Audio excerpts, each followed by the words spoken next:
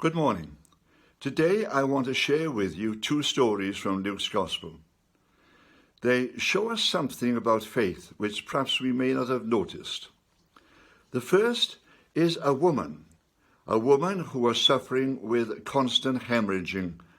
She was therefore regarded by society as being unclean. She couldn't mix in proper society while she was hemorrhaging in this particular way.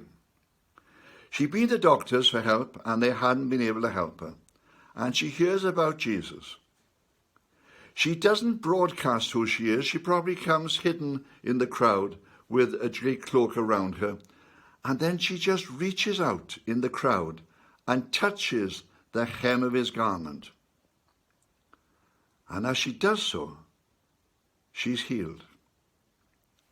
Jesus turns round and says to the crowd, "Who touched me?" And his apostles say to him, "There's thousands of people pushing around you. What do you mean, who touched me? People are touching you all the time." And Jesus says, "No, somebody has touched me in a special way, because power has gone out from me." And the woman comes and confesses what she's done. She should not have done it, but she comes secretly and has touched his garment, and she's been healed. She was healed without Jesus realizing that she was there, and without Jesus realizing that she had this need. See, sometimes in faith, we come before God, and God says, "Just trust me, reach out to me, reach out to me." The faith is on your side.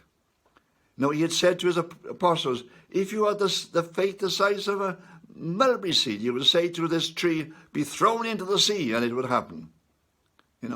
This woman just had a spark of faith in her. She'd known what Jesus could do, and she reaches out and she touches him.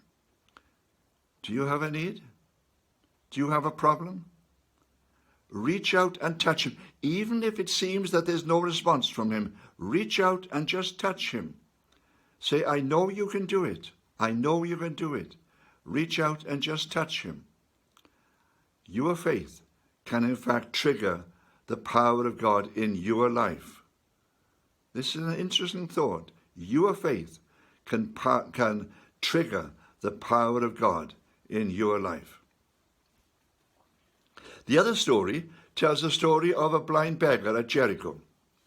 The blind beggar was beside the road and he hears a sound and he says, "What's happening?" And they say, "Oh, that Rabbi Jesus from Nazareth is passing by."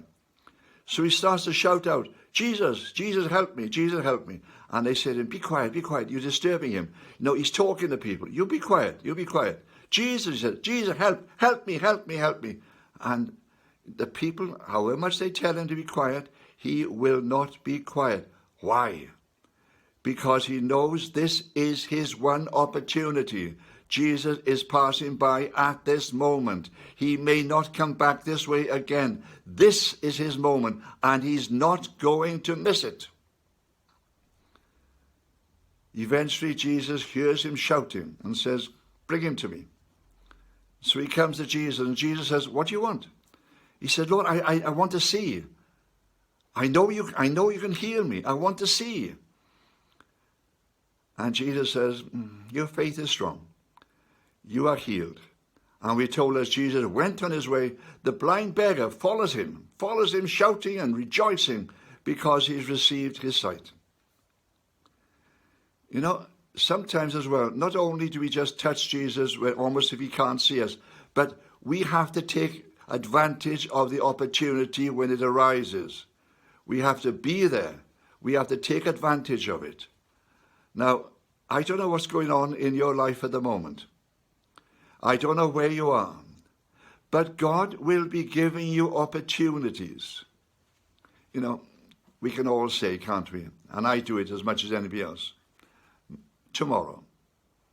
I'll do it tomorrow. I'll do it next week.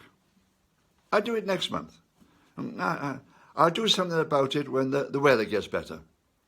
I'll do something about it when there's nothing better to do, If a visitor comes to see me on a Sunday, well, of course I'd stay away from church then. But, just to be with the visitor.